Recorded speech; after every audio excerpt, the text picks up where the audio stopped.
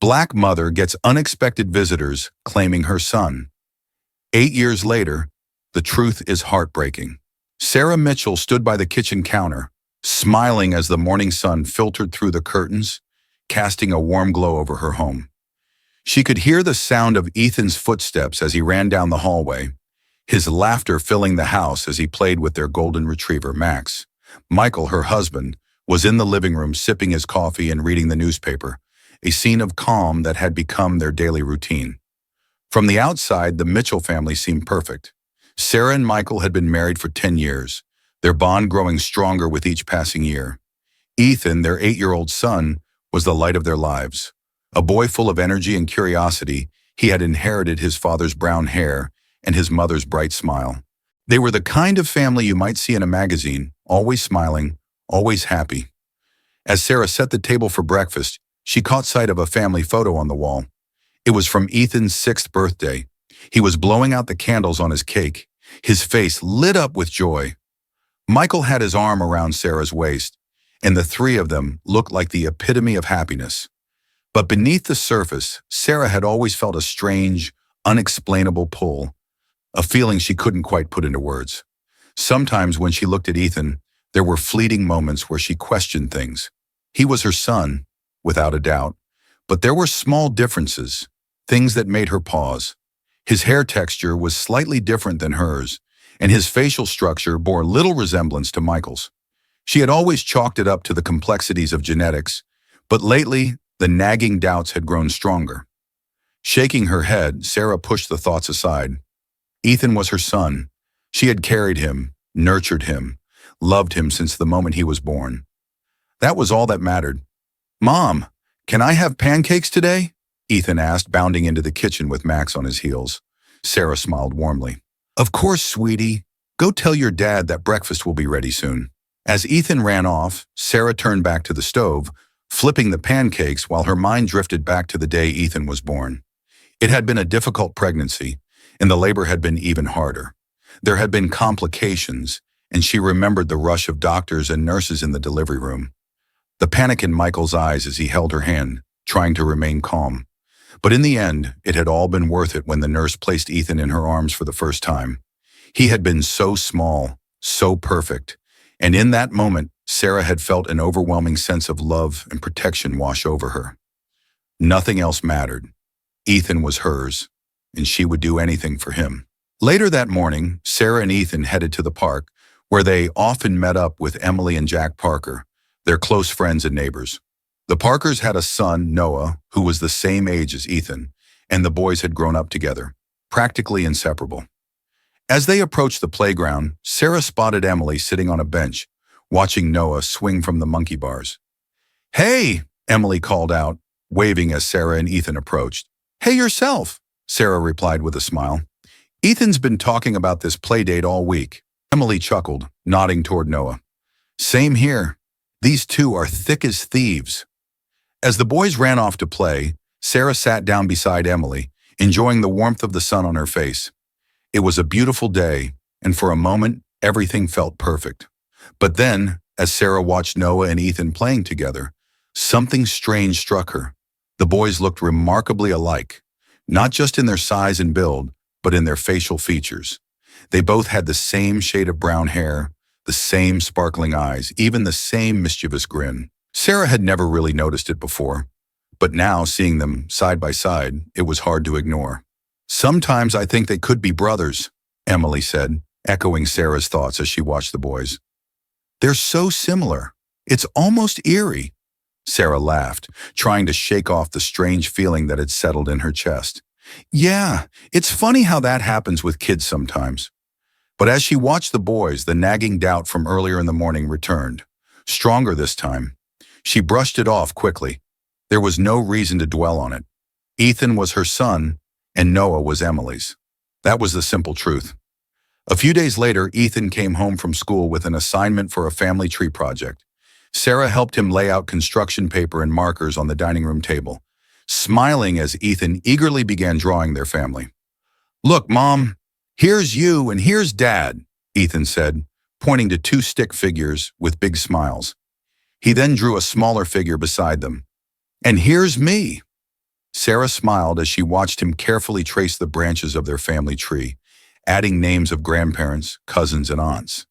It was a sweet, innocent project, but as Ethan worked, Sarah couldn't help but feel a familiar pang of unease. "Mom, can I put Noah on here too?" Ethan asked, looking up at her with wide eyes. "He's like family, right?" Sarah chuckled. "Sure, you can add Noah. He's practically your brother." As Ethan added Noah's name to the tree, Sarah's thoughts drifted again to the similarities between the boys. She had always thought it was a coincidence, but now it seemed like something more. Ethan and Noah weren't just similar, they were nearly identical in so many ways. Pushing the thoughts aside, Sarah focused on the present. "Your family tree looks great, Ethan," she said, ruffling his hair. "I'm sure your teacher will love it." But later that night, as she lay in bed beside Michael, the doubts came flooding back. Could it be possible? Could there have been some kind of mix-up at the hospital all those years ago? In the weeks that followed, Sarah couldn't shake the feeling that something was off. Every time she looked at Ethan, she saw the little things that didn't quite add up. His nose, his eyes, even his mannerisms. There were subtle differences that gnawed at her, making her question everything she had believed. One afternoon, as she was folding laundry, Sarah's mother called, her voice cheerful as always. "Hey, sweetheart, how's everything going?" "Good, Mom," Sarah replied, though her tone lacked enthusiasm. "Everything okay? You sound a little distracted."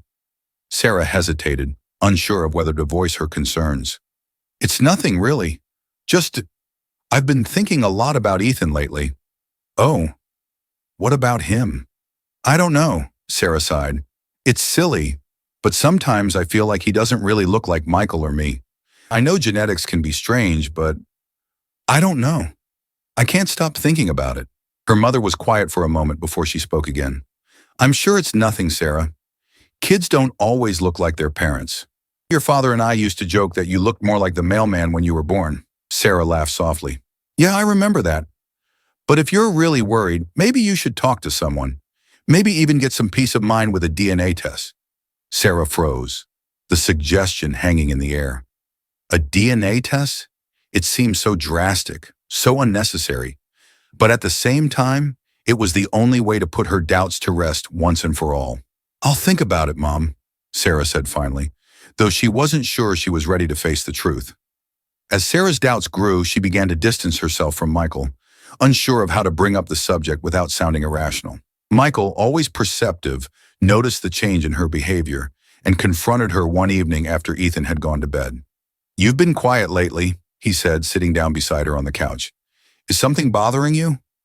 Sarah bit her lip, unsure of how to begin. "It's nothing. I've been thinking a lot about Ethan lately." Michael frowned. "What do you mean? Is something wrong with him?" No, Sarah said quickly. "It's just, have you ever thought that he doesn't really look like us?" Michael blinked, clearly taken aback by the question. "What are you talking about? Of course he looks like us. He's our son." "I know he's our son," Sarah said, her voice shaking slightly. "But there are things that don't add up. His hair, his eyes. I've just been thinking about it a lot lately." Michael sighed, running a hand through his hair. "Sarah, kids don't always look exactly like their parents. You're overthinking this." "Maybe," Sarah said quietly. "But what if something happened at the hospital? What if he wasn't really ours?" Michael stared at her, his expression unreadable. "Are you saying you think he was switched at birth?" "I don't know," Sarah whispered. "I don't know what to think anymore." Michael sat back, rubbing his temples. "This is crazy, Sarah. We've raised Ethan for 8 years. He's our son, no matter what." "I know," Sarah said, her eyes filling with tears. "But I can't stop thinking about it. I just need to know for sure." The next few days were filled with tension. Sarah couldn't stop obsessing over the possibility that Ethan wasn't biologically theirs, and Michael was struggling to understand why she was so fixated on the idea. They had built a life together, a life that revolved around Ethan, and the thought of that life being upended was too much to bear. One evening after putting Ethan to bed, Sarah sat down with Michael again. "I know this sounds crazy," she said softly, "but I think we need to do the DNA test. Just to put my mind at ease." Michael stared at her, his jaw clenched. "Sarah, You're asking us to question everything we've built. Are you sure you want to do this? Sarah's eyes were filled with determination. I need to know, Michael. I can't keep living with this doubt. After a long moment of silence, Michael nodded. Okay, we'll do the test. The days that followed were some of the longest of Sarah's life. They had sent in the DNA samples, and now all they could do was wait for the results. Every time she looked at Ethan, her heart ached with uncertainty. What if the test confirmed her worst fears? What would they do then? Michael tried to remain calm, but Sarah could tell he was just as anxious as she was. He threw himself into his work, spending long hours at the office. But even that couldn't distract him from the looming truth. One afternoon, as Sarah was preparing dinner, the phone rang. Her heart pounded as she picked it up, her hands trembling. It was a DNA testing company. Mrs. Mitchell, we have the results of your test. Sarah's breath caught in her throat. She whispered, What? What do they say? The voice on the other end was professional, but the words hit Sarah like a freight train. The test results show that Ethan is not biologically related to you or your husband. Sarah dropped the phone, her body numb with shock. It was true. Ethan wasn't their son. That evening when Michael came home, Sarah was sitting at the kitchen table, staring blankly at the wall. He could tell immediately that something was wrong. What is it? He asked, his voice filled with concern. Sarah looked up at him, her eyes red from crying. The test results came in, she said quietly. Ethan, he's not ours. Michael's face drained of color. He sat down heavily in the chair across from her, his hands trembling. What do you mean? They said Ethan isn't biologically related to either of us. He was switched at birth. The room fell silent, the weight of the revelation hanging in the air like a dark cloud. Michael buried his face in his hands, struggling to process the news. We raised him, he said finally, his voice choked with emotion. He's our son. How could this happen? Sarah shook her head, tears streaming down her face. I don't know what to do. For the first time in their lives, Sarah and Michael felt completely lost. Their world had been shattered, and the future was suddenly uncertain. The days following the revelation felt like a nightmare Sarah and Michael couldn't wake up from. They went through the motions, taking Ethan to school, making dinner, keeping up with work, but everything felt hollow. The truth loomed over them like a dark cloud, affecting every aspect of their lives. Every time Sarah looked at Ethan, her heart broke all over again. Ethan, blissfully unaware of the situation, continued to go about his days as if nothing had changed. He still smiled at his parents, still asked for bedtime stories, still threw his arms around them, full of love. Sarah and Michael did their best to keep things normal, but the emotional strain was beginning to show. They were haunted by the question of what to do next. One evening, Sarah sat on the couch, staring at the family photo album she had pulled out from the shelf. She traced the image of Ethan as a baby, his bright eyes staring back at her. He had been everything to her. He still was. But the DNA results had shaken her to her core. Was she wrong to feel like this? Ethan was still her son in every way that mattered, but a small part of her now felt incomplete. Michael walked into the room, his face tired, his eyes heavy. He sat down next to her, glancing at the album in her hands. I don't know how we're supposed to move on from this, he said, his voice barely above a whisper. Sarah wiped away a tear that had escaped her eyes. I don't know either, she admitted. Everything feels different now, but it shouldn't. Ethan's still our boy. But what if his real parents are out there? And what if they know, or don't know? Michael's voice cracked with uncertainty. The thought sent a wave of panic through Sarah. She had pushed that possibility out of her mind, but now it was unavoidable. Somewhere out there, another couple could be raising their biological child, just as they were raising someone else's. It was an unbearable thought. A week after receiving the DNA test results, Sarah's world was shaken once again. She and Michael had decided to revisit the hospital records from the day Ethan was born, desperate for any clues about what had gone wrong. The hospital administration had been less than helpful, offering nothing but apologies and a vague promise to investigate. Frustrated and exhausted, Sarah was ready to give up when she received a call from an old friend who worked at the hospital. I was looking into your file and something came up, the friend said hesitantly. There was another family here on the same day you were. They gave birth to a baby boy just a few doors down from you. The Parkers. Sarah's heart skipped a beat. The Parkers? You mean Emily and Jack? Yes, their son Noah was born at the same time as Ethan. The room seemed to spin around Sarah as she processed the information. Noah and Ethan, the two boys who had grown up side by side, inseparable since they were babies. Could it be possible? Could Noah be her biological son, and Ethan, her? Her hands trembled as she hung up the phone, her mind racing. The idea seemed too cruel, too impossible. But the more she thought about it, the more it made sense. The similarities between Noah and herself, the moments when she had noticed how much Ethan resembled Emily. It all came rushing back with terrifying clarity. She had to talk to Emily. She had to know the truth. That afternoon, Sarah drove to Emily's house, her heart pounding in her chest. When Emily opened the door, she immediately knew something was wrong. "What's going on, Sarah? You look pale," Emily said, concern etched on her face. Sarah stepped inside, unable to find the words at first. She sat down on the couch, her mind racing. How could she explain what she had just discovered? How could she tell her best friend that their lives might be irrevocably intertwined in ways neither of them had ever imagined? "I need to tell you something," Sarah finally said, her voice trembling. "I did a DNA test on Ethan." Emily looked confused. "A DNA test? Why?" "Because I had doubts," Sarah admitted, her voice cracking. "I've been feeling like something was off for a while. And the results came back. Ethan isn't our biological son." Emily gasped, her hand flying to her mouth. "Sarah, that's impossible." "I thought so too," Sarah said, her eyes filling with tears. "But then I looked into the hospital records. Emily, you and Jack were in the same hospital at the same time. And now I'm starting to wonder, what if Ethan is your son? And Noah? What if Noah is ours?" Emily sat down hard on the couch, her face white as a sheet. "You can't be serious. Noah is my son." "I know," Sarah said, her voice thick with emotion. "But what if he's mine too? We have to find out, Emily. We need to do a DNA test. I can't live with this uncertainty." Emily stared at Sarah, tears brimming in her eyes. She shook her head slowly. "Noah is my son. I can't even begin to imagine this. But if you're right, we have to know. We can't keep living with this doubt." It took a few agonizing days for Emily to convince Jack that they needed to do the DNA test.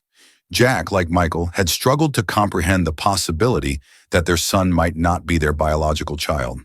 He was resistant at first, angry even, but in the end he agreed that they needed to know the truth, for Noah's sake. The test was done in secret, the boys none the wiser. They laughed and played in the backyard, completely unaware of the emotional storm brewing between their parents. Sarah and Emily exchanged glances from time to time, both of them struggling to keep up the facade of normalcy. The results came in a week later. Sarah had never been so nervous in her life. She sat at the dining room table, her hands clenched into fists, as she opened the email from the testing company. Michael stood behind her, his hand resting on her shoulder. The words on the screen were clear. "Noah is your biological son." Sarah's heart stopped. It was true. The son she had carried, the child she had given birth to, was not the boy she had raised. Noah, the boy she had watched grow up alongside Ethan, was her flesh and blood. And Ethan was Emily's. Michael read the results over her shoulder, his face pale. He sank into the chair beside her, unable to speak. "What are we going to do?" Sarah whispered, her voice filled with anguish. "What do we tell them?" Emily and Jack arrived at Sarah and Michael's house later that day, their faces mirroring the same mixture of shock and devastation. Emily had already seen the test results, and the realization had shattered her. She had spent the day crying in Jack's arms, trying to come to terms with the fact that the boy she had raised wasn't biologically hers. When the four parents sat down at the kitchen table, the atmosphere was thick with tension.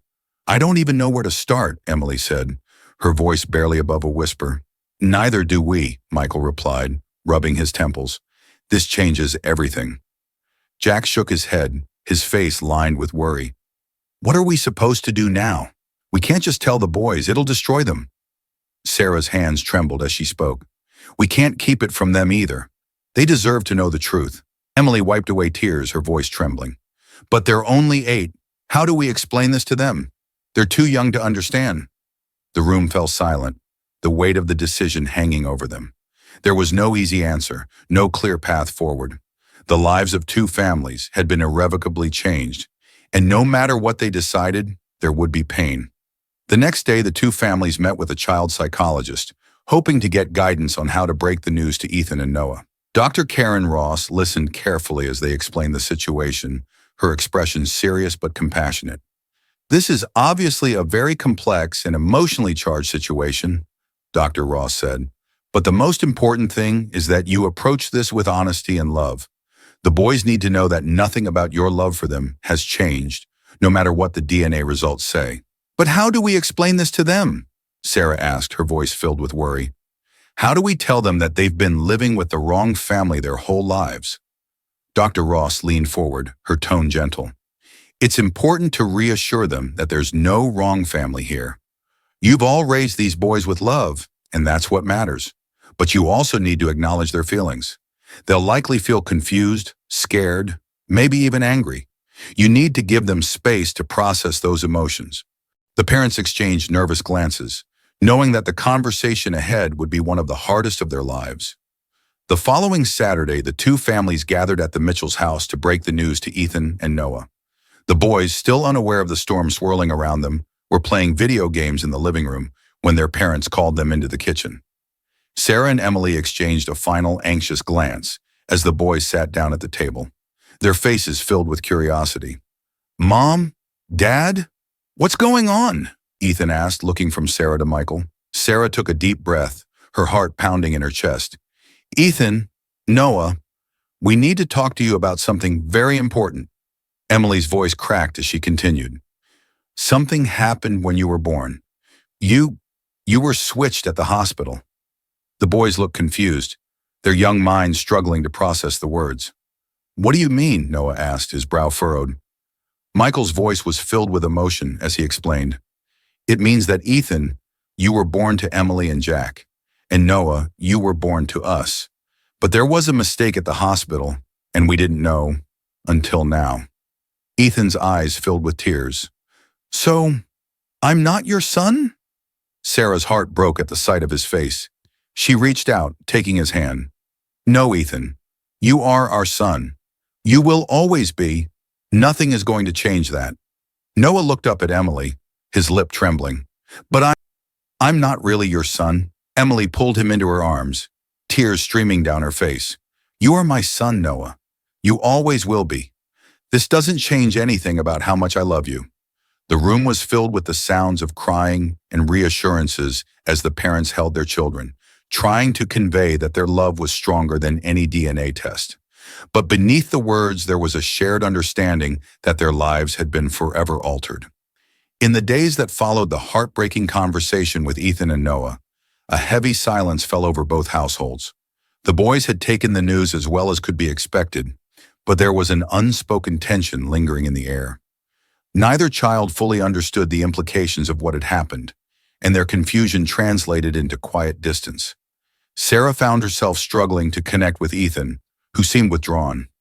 Every time she tried to talk to him, he would shrug her off or retreat to his room.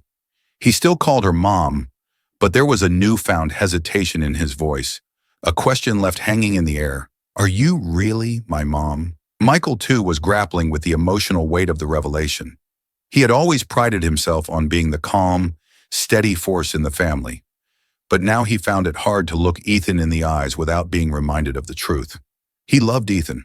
There was no question about that, but the knowledge that his biological son was living under another roof was tearing him apart. Over at the Parkers' house, things weren't much different. Noah, once a carefree boy full of life, had grown quiet. He would sit on the couch with his favorite book, but Emily could tell his mind was elsewhere. He would glance at her from time to time, his face filled with unspoken questions. One afternoon, Emily found Noah sitting by the window, staring out at the street. She sat beside him, trying to keep her voice light. What are you thinking about, honey? Noah didn't turn to look at her. Am I still your son? Emily's heart shattered at the question. She pulled him into her arms, holding him close. Of course you are, Noah. You're my son, and nothing is going to change that. Noah leaned into her, but his voice was small. But you said I belonged to them. Tears welled up in Emily's eyes. You belong to us, sweetie. You belong to both of us. We're going to figure this out together. The two families knew that things couldn't continue the way they were. The boys needed stability, and so did the parents. After the initial shock began to subside, Sarah and Michael reached out to Emily and Jack to discuss how they could move forward. Sitting around the kitchen table at the Parkers' home, the atmosphere was tense but hopeful. They were united in their desire to do what was best for the boys, but the path ahead was unclear. We can't keep them apart, Sarah began, her voice wavering. Ethan and Noah, they're connected and they deserve to know each other. Emily nodded, her eyes red from crying. But how do we handle that? They're already so confused. Michael leaned forward, his expression thoughtful. Maybe we need to start slow. We don't have to upend everything all at once. We can start with visits, let the boys get used to spending time with both families. Jack, who had been quiet for most of the conversation, finally spoke up. We need to make sure they know we love them, no matter what. We can't make them feel like they're being traded back and forth. The conversation continued late into the evening, and by the end, the two families had agreed on a plan. They would begin with weekly visits, allowing Ethan and Noah to spend time with both sets of parents. There would be no pressure to rush things, just a gradual adjustment to their new reality. It wasn't a perfect solution, but it was a start. The first visit was set for a Sunday afternoon. Sarah and Michael invited Noah over for a few hours, while Ethan would spend time at the Parkers' house. The idea of switching homes, even temporarily, filled both boys with nervous anticipation. Sarah tried to keep things light as Noah arrived, offering him snacks and setting up board games. But the tension in the air was palpable. Noah was quiet, his eyes darting around the house as if he were in a stranger's home. Max, the family dog, wagged his tail and tried to get Noah's attention. But even he seemed to sense that something was different. Do you want to play a game? Sarah asked, her voice hopeful. Noah shrugged. Okay. They sat around the coffee table, playing a simple card game, but the silence was thick. Noah seemed distracted, and Sarah could see the sadness in his eyes. She wanted to reach out, to tell him that everything would be okay, but the words felt inadequate. Meanwhile, at the Parkers' house, Ethan was having a similar experience. Emily had baked cookies, trying to make him feel at home, but Ethan's face was tight with unease. He missed his room, missed his dog, missed his parents. He liked Emily and Jack. Of course, he had known them all his life, but now being in their home felt strange. As the hours passed, both families realized how much work lay ahead of them. The boys were confused, unsure of their place in this new arrangement, and the parents were walking on eggshells, trying to avoid saying the wrong thing. When it was time for the boys to return to their respective homes, there was an unspoken sense of relief. But there was also a deep understanding that this was only the beginning. As the weeks went by, the visits continued, but the boys began to struggle at school. Both Ethan and Noah were usually bright students, full of energy and curiosity, but now their teachers noticed a change. They were distracted, their grades slipped, and they seemed to have trouble concentrating on even the simplest tasks. One day, Sarah received a call from Ethan's teacher, Mrs. Roberts. Mrs. Mitchell, I wanted to talk to you about Ethan, she began, her voice concerned. He's been having a hard time in class lately. He's not his usual self. Sarah's heart sank. What do you mean? Well, he's been very quiet, and he's not participating as much as he used to. I know something's going on at home, but I just wanted to check in and see if there's anything we can do to help. Sarah thanked Mrs. Roberts and hung up the phone, feeling a wave of guilt washed over her. She had been so focused on the visits and trying to manage her own emotions that she hadn't realized how much Ethan was struggling. Emily received a similar call about Noah from his teacher, Mr. Jacobs. He explained that Noah seemed to be withdrawing from his friends and had been falling behind on his homework. That night, both Sarah and Emily sat down with their sons, trying to figure out what was going on. I don't like it, Ethan admitted, his voice small. I don't want to go to their house. Sarah's heart ached. I know this is hard, Ethan, but we're just trying to help you and Noah get to know both of your families. Ethan didn't look convinced. But I don't want to go. I just want to stay here. Over at the Parkers' house, Noah had a similar reaction. "Why do I have to go to their house?" he asked, his eyes filled with tears. "I just want to be with you and Dad." Emily's chest tightened as she tried to hold back her own tears. "We love you, Noah, and we're not going anywhere. But we're trying to help you and Ethan understand everything." The conversations left both families feeling helpless. They wanted to do what was best for the boys, but it was becoming clear that the boys weren't adjusting as easily as they had hoped. After weeks of tension and emotional strain, both families decided to take a step back. The visits had been too intense, too soon, and it was clear that Ethan and Noah needed more time to process what was happening. The child psychologist, Dr. Ross, suggested a new approach. "Instead of forcing these structured visits, maybe you could try more casual interactions," she advised. "Let the boys set the pace. If they want to spend time together, great, but if they need space, that's okay too." The parents agreed, relieved to have some guidance. They decided to take a break from the formal visits and instead focus on letting the boys reconnect naturally without the pressure of switching homes. For the first time in weeks, there was a sense of calm. Sarah and Michael stopped pushing Ethan to visit the Parkers, and Emily and Jack did the same for Noah. Instead, they allowed the boys to interact on their own terms, playing together at the park, having play dates with mutual friends, and just being kids. It was a slow process, but gradually the tension began to lift. As the months passed, the boys seemed to settle into a new normal. They didn't fully understand the situation yet, but they were beginning to accept it. Ethan and Noah still had questions, but their parents had learned to answer them with honesty and patience.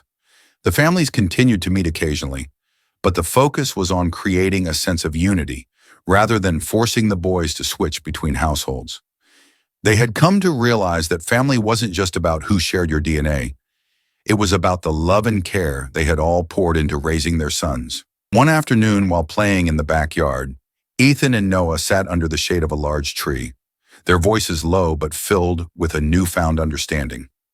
"It's weird," Noah said, looking up at the branches above them. "I have 2 moms and 2 dads now." Ethan nodded. "Yeah, but it's kinda cool too. We're brothers, right?" Noah smiled. At that moment, it became clear that while the road ahead would still be challenging, the bond between the boys was growing stronger. They were finding their own way through confusion, and in doing so, they were teaching their parents what it really meant to be family. As summer approached, the 2 families decided to create a new tradition, a joint family vacation. It was something small, something to help strengthen the bond between them. They rented a cabin by the lake, a place where they could relax and focus on healing.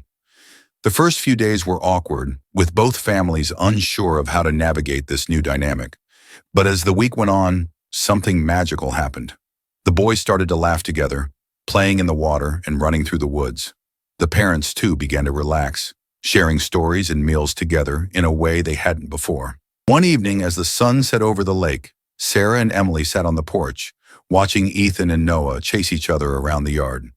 They exchanged a glance, a shared understanding passing between them. "We've come a long way," Sarah said softly. Emily nodded. "We have. It's still hard, though." "It is," Sarah agreed, "but we're making it work." As they watched their sons, the weight of the past year began to lift. It wasn't perfect, and there were still challenges ahead, but for the first time in a long time, there was hope. Just as things were beginning to settle into a tentative peace, tragedy struck. One afternoon during a family outing at the park, Ethan and Noah were riding their bikes when Ethan suddenly lost control, veering off the path and crashing into a tree.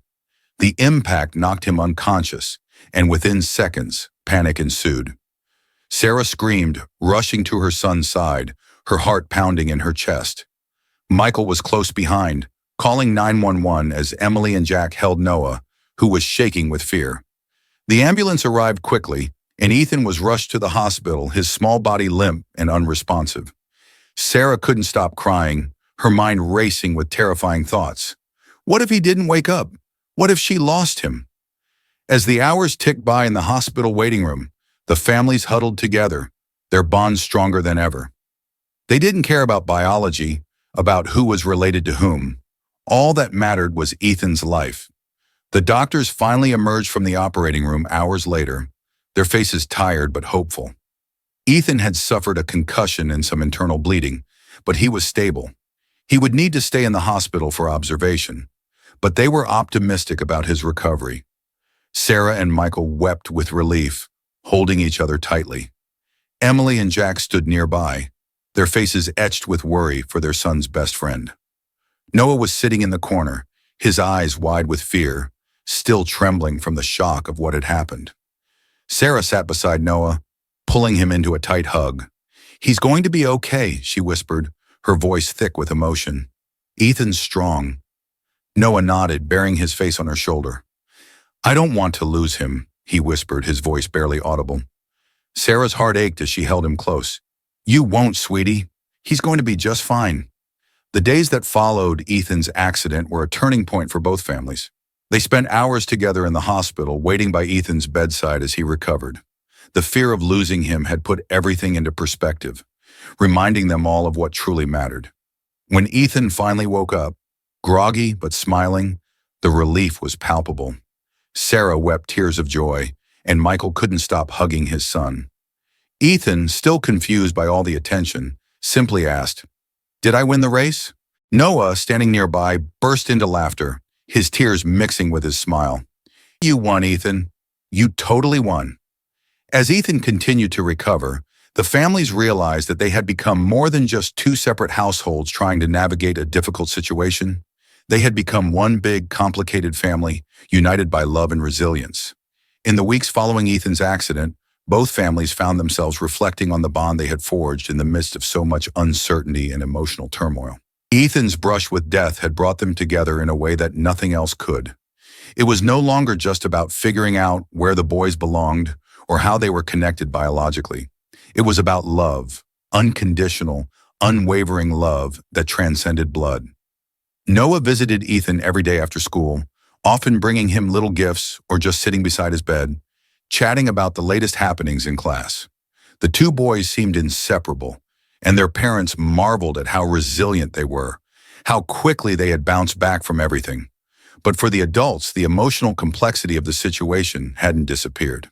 Sarah, Michael, Emily, and Jack still grappled with their feelings, their responsibilities, and the question of how to move forward as a united family. One evening, after Ethan had fallen asleep, Sarah and Michael sat on the porch with Emily and Jack.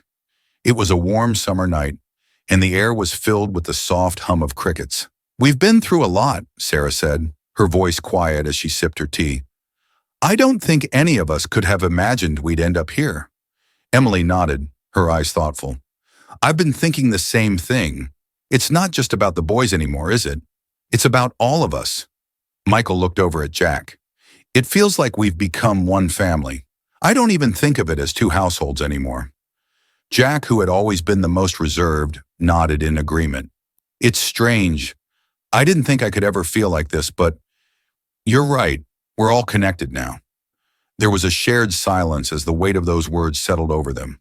The truth was that they were more than just friends, more than just neighbors.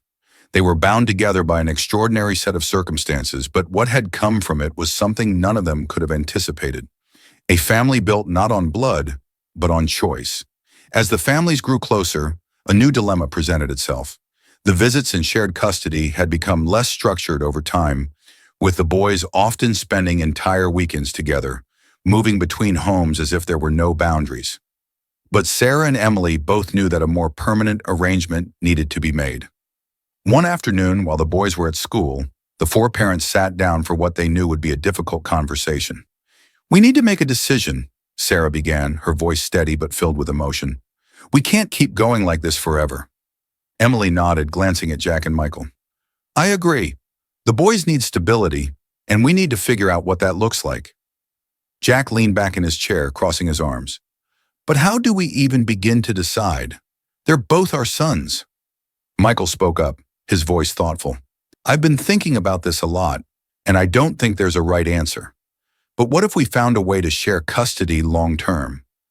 What if we make this permanent, not just visits and shared holidays, but really raising them together?" Emily's eyes widened slightly. "You mean like joint custody?" Michael nodded. "Exactly. The boys already see us all as parents. Why should we make them choose?" There was a long pause as everyone considered the idea. It wasn't conventional, and it certainly wouldn't be easy, but there was a certain logic to it. The boys had already grown accustomed to moving between homes, and they loved both sets of parents equally. Sarah spoke softly. It makes sense. They deserve to have all of us in their lives. Jack, ever the pragmatist, frowned slightly. But what about logistics? How would we handle school, medical decisions, holidays? We'd have to figure all that out, Michael admitted. But we've made it work so far. I think we could do it. Emily reached out and took Sarah's hand, her eyes filled with emotion. It won't be easy, but for the boys, it's worth it. Once the parents had reached an agreement, the next step was telling the boys about the new arrangement. They were unsure how Ethan and Noah would react. After all, this wasn't the kind of family structure that most kids were used to. One evening, after dinner, Sarah and Michael sat down with Ethan in the living room, while Emily and Jack did the same with Noah at their house. Ethan, we need to talk to you about something important, Sarah began, her voice gentle but serious. Ethan looked up from the board game he had been playing with Max, curiosity filling his eyes. What is it, Mom? Michael leaned forward, his hands resting on his knees. How you've been spending a lot of time with Noah and his family, right? Well, your mom and I have been talking with Emily and Jack, and we've decided that we're going to make it official. We're going to share custody of you and Noah. Ethan blinked, clearly confused. What does that mean? It means that you'll have two homes, Sarah explained. But it's not like before where you had to visit one house or the other. You'll spend time with both families and we'll all make decisions together. Ethan thought about it for a moment, then his face lit up with a smile. So it's like having two moms and two dads? And I get to see Noah all the time? Sarah smiled, relief flooding through her. Exactly, we're one big family now. Over at the Parkers' house, Noah had a similar reaction. After hearing the explanation from his parents, he grinned and said, So I get 2 Christmases and 2 birthday parties? Emily laughed, pulling him into a hug. That's right. You're a very lucky boy. As the boys processed the news, the parents exchanged relieved glances. The decision to share custody, while unconventional, seemed to make sense to the boys. They didn't see the complexity, only the love that had always been there.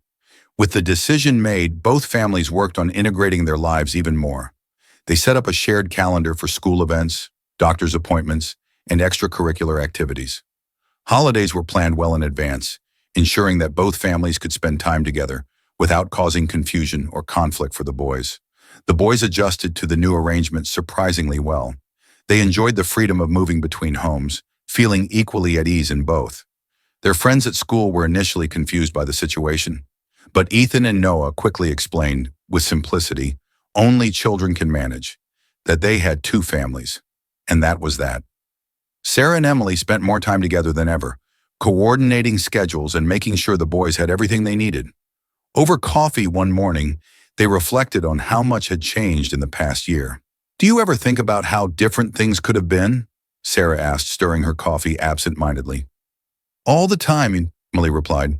If we hadn't found out about the mix-up, we would have just gone on living our lives, never knowing. It's strange to think about, Sarah said, her voice soft. But I can't imagine not knowing Noah now. I can't imagine not being part of your family. Emily smiled, her eyes misty. Me neither. It's been hard, but it's also been a gift. As the summer ended and a new school year began, the families faced new challenges. Ethan and Noah were growing up fast, and the transition to 4th grade brought new responsibilities and new social dynamics. At school, the boys were inseparable, but they began to notice that their classmates were curious about their unique family situation.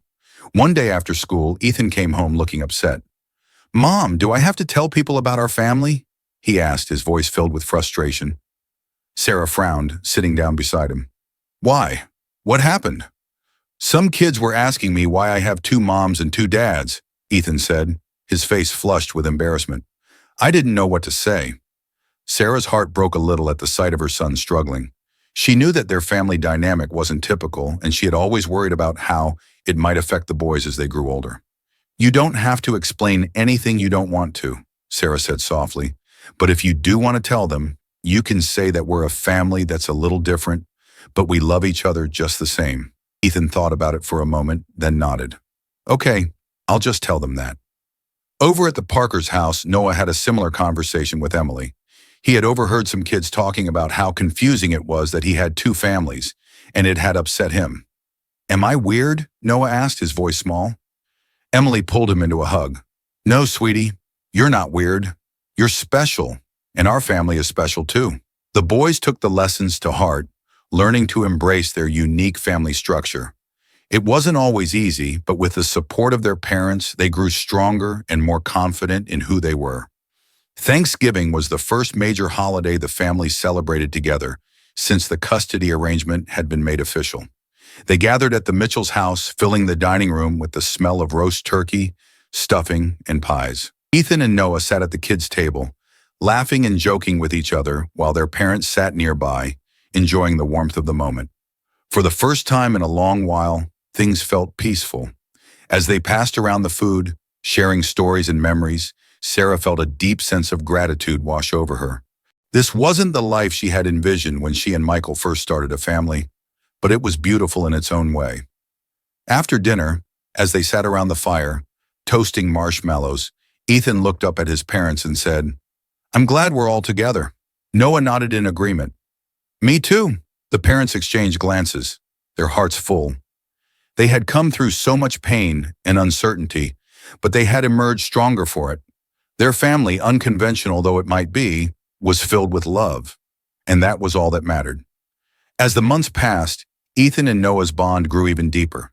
They were more than just brothers by circumstance. They were best friends.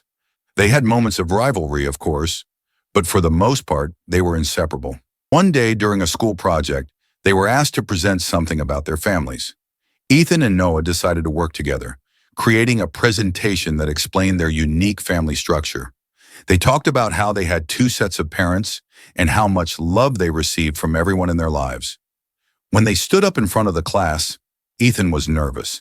He wasn't sure how their classmates would react, but Noah gave him a reassuring nod. "We're lucky," Ethan began, his voice shaking slightly, "because we have two homes, and we get to have two moms and two dads. And even though our family's a little different, it's really cool." Noah took over from there, explaining how their families had come together and how they had become brothers through it all. By the end of the presentation, their classmates were full of questions, but none of them were mean-spirited. They were curious, but they also seemed to understand that family wasn't just about biology, it was about love and support. As the boys sat down, their teacher smiled at them. "That was a wonderful presentation, boys. You've shown us all that family comes in many forms." Ethan and Noah grinned, proud of what they had shared. As the families settled into their new norm, there was still one unresolved issue hanging over them: the hospital that had caused the mix-up in the first place. They had been so focused on healing their family that they hadn't pursued legal action. But now, with things more stable, Sarah and Emily felt it was time to hold the hospital accountable. The two families met with a lawyer who explained the complexities of the case. It wouldn't be easy, and there was no guarantee of a large financial settlement, but they had a strong case for negligence. "This isn't about the money," Emily said firmly. "It's about making sure this doesn't happen to anyone else." The lawsuit took months to process, with depositions and court dates dragging on. The boys weren't involved in the legal proceedings, but the emotional toll weighed heavily on their parents. At one point, Sarah wondered if they were doing the right thing. "Is this worth it?" she asked Michael one night, after another long day of legal meetings. Michael sighed, rubbing his temples. "It's exhausting, but I think it's important.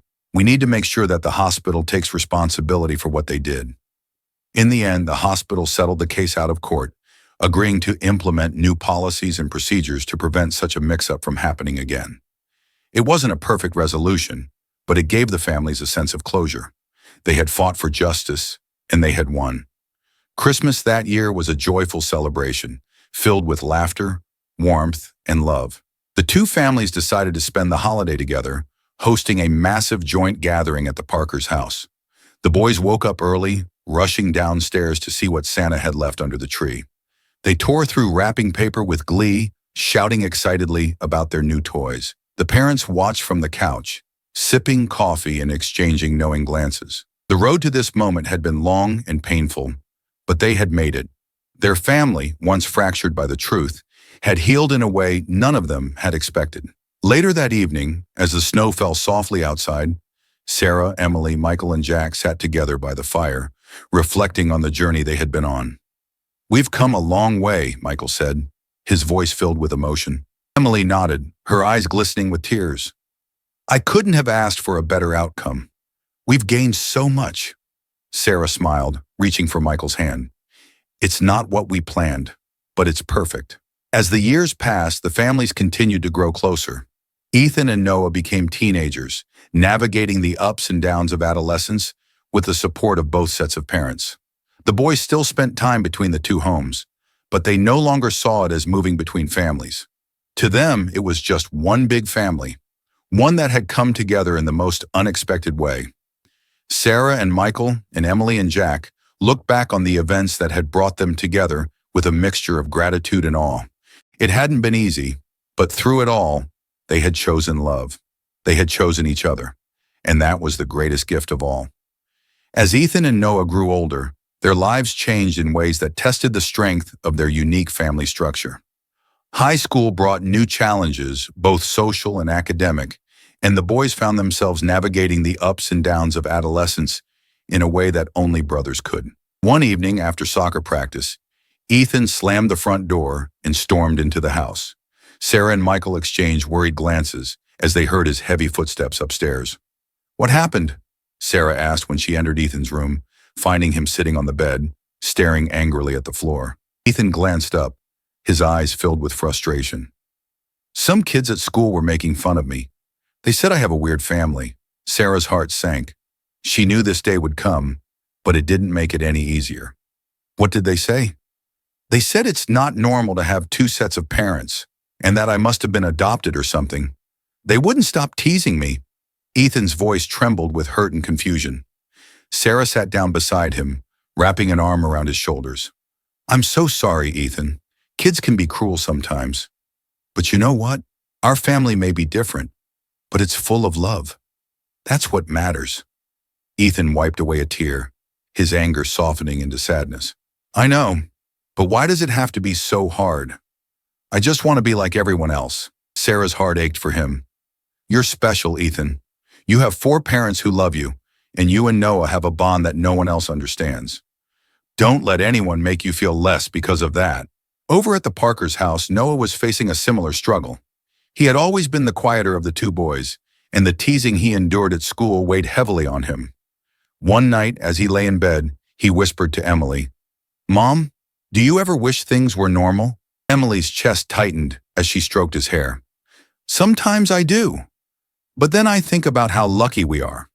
We have a family that's full of love, and we've been through so much together. I wouldn't trade that for anything." Noah nodded, his voice barely audible. "I guess I wouldn't either." As the boys entered their teenage years, they began to drift apart. What once had been a close bond between brothers turned into a growing distance, fueled by the pressures of high school, friendships, and budding independence. Ethan, always the more outgoing and social of the two, started hanging out with a new group of friends who didn't quite understand the complexities of his family. He spent more time away from home, going to parties and soccer practice, leaving Noah feeling isolated. Noah, on the other hand, threw himself into his schoolwork, excelling academically but feeling lonelier than ever. The bond he had shared with Ethan seemed to be fading, and the thought of losing his brother weighed heavily on him. One evening, after a particularly bad argument, Noah confronted Ethan in the backyard. "You're never around anymore," Noah said, his voice tight with emotion. "We used to do everything together." Ethan, leaning against the fence, rolled his eyes. "We're not kids anymore, Noah. Things change." Noah's face flushed with frustration. "But we're still brothers. You don't even care about this family anymore." Ethan turned to face him, his expression hard. "Of course I care, but I'm not going to spend my whole life being stuck in this weird situation. I want to be normal." Noah's heart broke at those words. "So you're just going to pretend like none of this matters? I don't matter?" The tension between them reached a boiling point, and for the first time, their relationship felt truly fractured. Ethan walked away, leaving Noah standing alone in the yard, feeling more abandoned than ever. The rift between Ethan and Noah didn't go unnoticed by their parents. Sarah, Michael, Emily, and Jack all worried about the growing distance between the boys, But they didn't know how to fix it. They had spent years building a family out of love, but they hadn't anticipated how the pressures of teenage life would affect their sons. One evening, after Ethan had stormed out of the house following another argument with Noah, Michael sat down with Sarah at the kitchen table. "We need to do something," he said, his voice filled with concern. "This isn't just normal teenage stuff. They're drifting apart and it's tearing Noah apart." Sarah sighed, running a hand through her hair. "I know, but I don't know how to fix it. Ethan's so angry lately, and Noah feels like he's losing his brother." Michael thought for a moment, then spoke quietly. "Maybe we need to remind them of what's important, of everything we've been through as a family." Meanwhile, over at the Parkers' house, Emily and Jack were having a similar conversation. Jack, even the practical one, suggested taking a family trip, a chance to reconnect without the distractions of everyday life. Emily agreed, hoping that time away from the pressures of school and social expectations might help heal the growing divide between the boys. The two families decided to go back to the lake cabin, the same place they had visited years earlier when their family bond had first begun to solidify. They hoped that the peaceful setting and the shared memories would help remind Ethan and Noah of the love they had for each other. The trip to the lake was filled with mixed emotions. Ethan, still carrying the weight of his teenage frustrations, was reluctant to go, but Noah seemed hopeful that the time away would bring them closer again.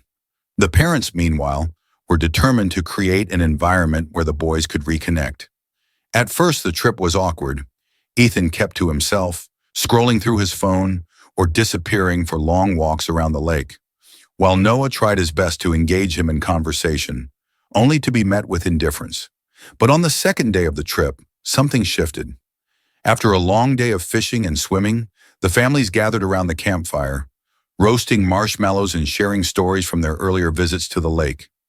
As the fire crackled and the stars twinkled overhead, Ethan and Noah found themselves sitting side by side, both of them quiet, lost in thought.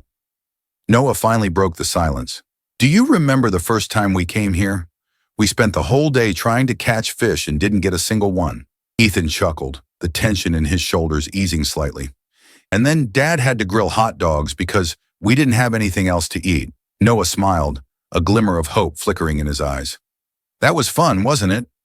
Ethan nodded, his expression softening. It was. For the first time in months they talked, not about school or friends or the pressures of high school, but about the memories they had shared as brothers. As the night wore on, the distance between them seemed to fade, and by the time they headed to bed, something had shifted. It wasn't a complete fix, but it was a start. The following morning, Ethan and Noah woke up early and decided to go for a walk around the lake. The air was crisp and the sunlight filtered through the trees, casting a golden glow over the water. As they walked, Noah hesitated for a moment before speaking. "I know I've been pushing you. I miss how we used to be." Ethan looked down at the ground, guilt tugging at him. "I know. I've been a jerk lately. It's just, everything feels so complicated now. I just want to be normal, and sometimes I feel like this family isn't." Noah stopped walking, turning to face Ethan. "I get it, but this family is who we are. We've been through so much together. I don't want to lose that." Ethan sighed, rubbing the back of his neck. "I don't want to lose it either. I don't know how to balance everything." Noah smiled softly. "We don't have to figure it out all at once. We just have to try." Ethan nodded, feeling a weight lift off his chest. "We'll try." It was a quiet moment, but in that stillness, they both realized that their bond as brothers was stronger than anything else. They didn't have to have all the answers. They just had to be there for each other. As the years passed, Ethan and Noah grew closer once again, their teenage rift fading into the background as they matured. By the time they reached their senior year of high school, they were not only brothers but best friends. Graduation was a bittersweet moment for both families.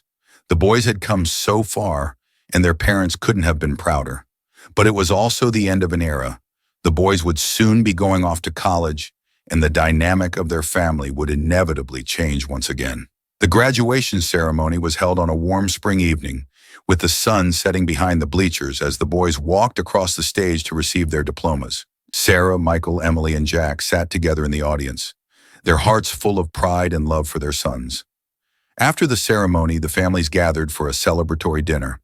As they sat around the table, sharing stories and laughter, Ethan raised his glass in a toast. To family, he said, his voice filled with emotion. Not just the one we're born into, but the one we choose. Noah smiled, raising his own glass. To family, the parents exchanged glances, tears in their eyes. It hadn't been an easy journey, but they had built something beautiful out of the most unexpected circumstances. And now, as they looked at their sons, two boys who had grown into kind, resilient young men, they knew that the love they had created would carry them forward no matter what the future held. With graduation behind them, Ethan and Noah prepared to leave for college. The boys had decided to attend the same university, wanting to stay close as they embarked on the next chapter of their lives. Their parents, though sad to see them go, were filled with pride at how far they had come. The night before they left for school, the families gathered for one last dinner at the Mitchell's house. It was a quiet evening, filled with nostalgia and hope for the future. As the boys packed their bags and said their goodbyes, Sarah and Emily found themselves standing together on the front porch, watching their sons load the car. "We did it," Sarah said softly, her eyes misty with tears. "We raised them." Emily nodded, wiping away her own tears. "And they turned out pretty great, didn't they?" "They did," Sarah agreed. "They really did." As Ethan and Noah settled into college life, their parents adjusted to the new normal. The house was quieter, the days less hectic, but the bond they had built remained strong. The families stayed close, visiting each other often and celebrating holidays together.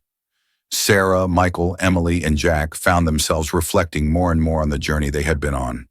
It hadn't been easy, but they had created something truly special. A family that was united by choice, love, and resilience. One evening, as they gathered for a casual dinner, Sarah looked around the table, her heart full. "We've come so far," she said, her voice filled with gratitude, "and I wouldn't change a thing." Emily smiled, reaching for her hand. "Neither would I." Years later, when Ethan and Noah had graduated from college and started families of their own, they returned to the lake cabin for a final family reunion. The boys, now men, brought their own children to the place where so many of their childhood memories had been made. As they sat around the campfire, the next generation of their family running around the yard, Sarah, Michael, Emily, and Jack watched in awe at what they had created. "We built this," Sarah said softly, her eyes filled with tears. "This family, it's all because of us." Emily nodded, her heart full. "And it's beautiful." The fire crackled softly as the sun set over the lake, casting a warm glow over the family that had been brought together by fate, but sustained by love.